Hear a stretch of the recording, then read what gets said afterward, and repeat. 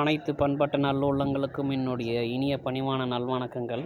என்னுடைய இந்த காணொளியில் நான் சொல்ல போகிற விஷயம் என்னன்னா, அதாவது இந்த நெகிழி பைன்னு சொல்லக்கூடிய பிளாஸ்டிக் பைகளை தான் எப்படி ஒழிக்கிறது அப்படிங்கிறது சம்மந்தமாக தான். அது சம்மந்தமாக பார்த்துக்கிட்டோம்னா, நம்ம இந்திய அரசு எவ்வளவோ முயற்சிகளை எடுத்துக்கிட்டு வருது. ஆனாலுமே அந்த பிளாஸ்டிக் பைகள், பிளாஸ்டிக் சம்மந்தமான இதெல்லாம் ஒழிக்கிறது ஒரு பெரிய கஷ்டமாகவே இருக்குது. சமீபமாக பார்த்துக்கிட்டோம்னா இந்த பிளாஸ்டிக் பைகள்லாம் தயாரிக்கிறவங்கள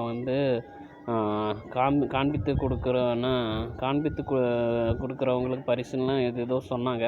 ஆனாலுமே பார்த்துட்டோம்னா அதெல்லாம் இது வரைக்கும் அந்த முயற்சியுமே ஒரு நல்ல ஒரு வெற்றியாக போகலை.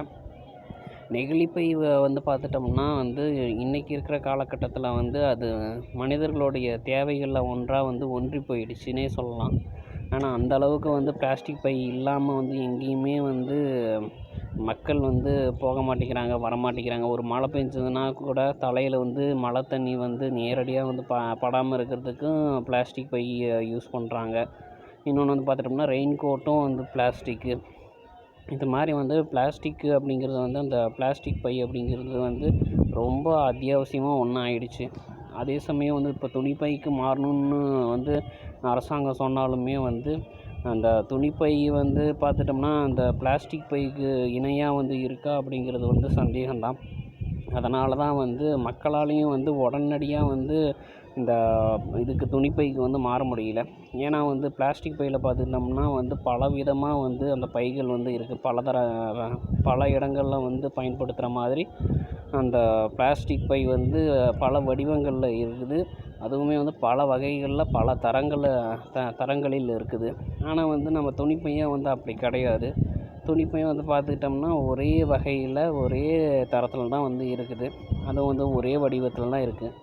ஆனால் பிளாஸ்டிக் பைக்கு இணையாக எங்கெங்கெல்லாம் அதை தவிர்த்துட்டு இந்த துணிப்பையை அமல்படுத்த முடியுமோ, செயல்படுத்த முடியுமோ, பயன்படுத்த முடியுமோ அந்த ஒரு செயல்பாட்டு முறையை கொண்டு வந்தாங்கன்னா கண்டிப்பாக பிளாஸ்டிக் பையை முழுவதும் ஒழிக்க முடியலைனாலும் எப்படியும் பாதி இல்லாட்டி பாதிக்கு மேலே நம்ம ஒழித்திடலாம். ஒழிக்கலாம் அப்படிங்கிறத விட குறைத்து விடலாம். நம்ம பிளாஸ்டிக் பையை தயாரிக்கிறவங்க மேலே நடவடிக்கை எடுக்கிறதுனாலையோ இல்லை அவங்களுக்கு தண்டனை கொடுக்கறதுனாலையோ பிளாஸ்டிக் பை உற்பத்தி செய்கிறது தடுக்க முடியாது. ஏன்னா பிளாஸ்டிக் பை உற்பத்தி செய்கிறது, தயாரிக்கிறது அந்த விஷயங்கள் மக்களோட ஒரு ஒரு பிழைப்பாக போச்சு. ஒரு ஏழை மக்களில் இருக்கிறவங்களும் பண்ணுறாங்க. பலதரப்பட்ட மக்களுமே இந்த இந்த தொழிலை ஒரு பிழைப்பாக வச்சு செய்துட்டு வராங்க.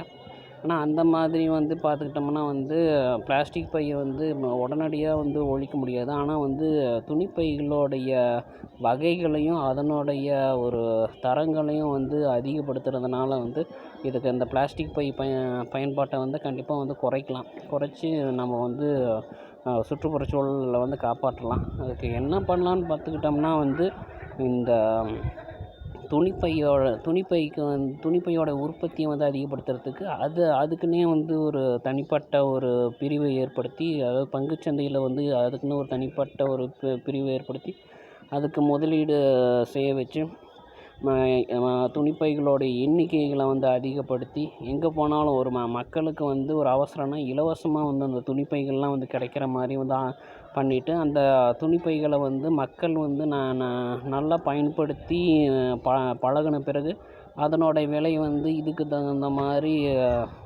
அதாவது உற்பத்தி செய்கிறதுக்கு செலவுக்கு தகுந்த மாதிரி அதிகப்படுத்திட்டாங்கன்னா எந்த பிரச்சனையும் இருக்காது. அதே சமயம் இப்போ பிளாஸ்டிக் பைகள்லாம் நிறையா இடத்துல பயன்படுத்தி ஒரு கழிவுகளாக குப்பைகளாக சேர்க்குறாங்க அப்படின்னா அந்த பகுதிகளில் என்ன பண்ணணும்னா அங்கே அந்த பகுதிகளில் இருக்கிற மக்கள் வசிக்கிற வீடுகளுக்கு போகிற மின்சாரத்தை துண்டிச்சிடணும். துண்டிச்சிட்டு ஏன் அந்த பகுதியில் நிறையா பிளாஸ்டிக் குப்பைகள் சேருது அப்படின்ட்டு அந்த மக்களையே கண்டுபிடிக்க வைக்கணும். அந்த மாதிரி கண்டுபிடிக்க வச்சாங்கன்னா கண்டிப்பாக மக்களே பிளாஸ்டிக் பைகளை ஒழிக்கிறதுக்கோ இல்லை குறைக்கிறதுக்கும் அவங்களே முயற்சிகள் எடுப்பாங்க. இன்னும் இது சம்மந்தமாக சொன்னோம்னா நம்ம சொல்லிக்கிட்டே போகலாம். ஆனால் இது சம்மந்தமாக இந்திய அரசு தான் பார்த்துட்டோம்னா நிறைய ஆய்வுகளை நடத்தி இன்னும் பல விஷயங்களை இது மேம்பாட்டு விஷயங்களை ஏற்படுத்தி நல்ல முறையில் வந்து இந்த பிளாஸ்டிக் குப்பைகளை வந்து ஒழிச்சு கட்டணும். என்னுடைய இந்த காணொளி பிடிச்சிருந்ததுன்னா லைக் பண்ணுங்கள், ஷேர் பண்ணுங்கள். என்னுடைய சேனலில் உங்களுக்கு விருப்பம் இருந்ததுன்னா நீங்கள் வந்து சப்ஸ்கிரைப் ஆகிக்கோங்க. நன்றி, வணக்கம்.